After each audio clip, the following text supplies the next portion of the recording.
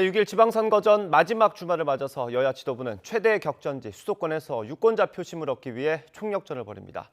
윤석열 정부 첫 추경안을 처리하기 위한 여야 협상은 막판 줄다리기가 이어지고 있습니다.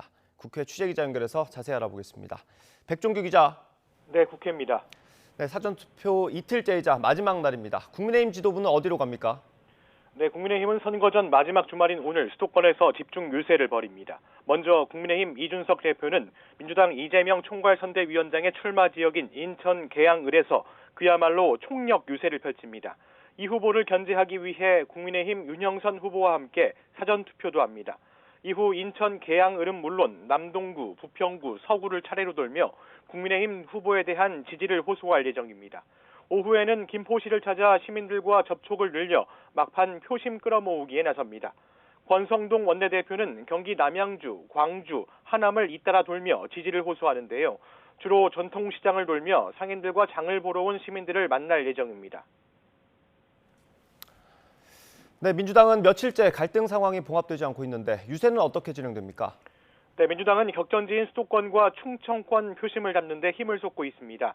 먼저 이재명 총괄선대위원장은 자신의 출마 지역인 인천 계양을 골목골목을 돌며 유권자들과 접촉을 늘릴 예정입니다. 박지원 상임선거대책위원장은 서울 서대문 구청장 후보 지원 유세를 시작으로 오후에는 김동연 경기지사 후보, 용인 수원시장 후보 지원 유세에 나서는 등 서울과 경기도 표심 잡기에 주력합니다. 윤호중 상임선거대책위원장은 충남 보령과 서천, 서산 등 충청권을 돌며 지지 호소에 나섭니다. 다만 민주당 지도부 사이의 갈등이 완전히 봉합되지 않은 건 지방선거를 앞두고 불안 요인입니다.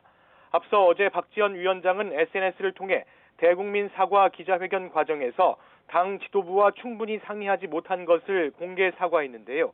이후 수습 국면에 들어가는 듯 했던 내홍은 다시 진실 공방으로 번지는 모습입니다. 박지원 위원장이 쇄신안을 담은 공동 유세문 발표문이 거부당했다고 주장하자 민주당 일각에서는 박 위원장이 혁신위원장을 요구했다고 되받아치며 파열음이 거칠어지고 있기 때문입니다. 오늘 유세 지원에 나선 박 위원장이 이에 대해 어떤 입장을 내놓을지도 관심입니다. 네, 윤석열 정부의 첫 추경안은 오늘 처리될 가능성이 있습니까? 네, 여야는 이번 주말을 추경안 처리 마지노선으로 정하고 오늘 저녁 8시 본회의를 열기로 잠정 합의했는데요.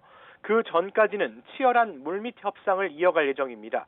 여야가 잠정 합의한 대로 오늘 저녁 8시에 본회의가 열리려면 되도록 오전 중에는 합의가 이루어져야 합니다. 여야가 합의안을 내놓더라도 기획재정부의 개수조정 작업, 시트 작업에 상당한 시간이 소요되기 때문인데요. 하지만 지금까지는 협상에 큰 진전이 없는 것으로 알려졌습니다. 추경안 합의의 핵심 쟁점은 손실보상 소급 적용인데요. 국민의힘과 정부는 추경안에 담긴 최대 1,000만 원 손실보전금 지급이 소급 적용까지 포함한 지원이라는 입장이지만 민주당은 8조 원 규모의 코로나 손실보상 소급 적용 예산을 새로 반영해야 한다는 주장을 고수하고 있습니다. 다음 달 1일 지방선거 전에 추경안을 처리하려면 국회의장단 임기가 끝나는 내일 안에 모든 절차를 마무리해야 하는데요. 남은 시간이 촉박한 상황이라 추경안 처리를 위한 본회의가 오늘을 넘어서 내일로 미뤄질 가능성도 있습니다. 지금까지 국회에서 YTN 백종규입니다.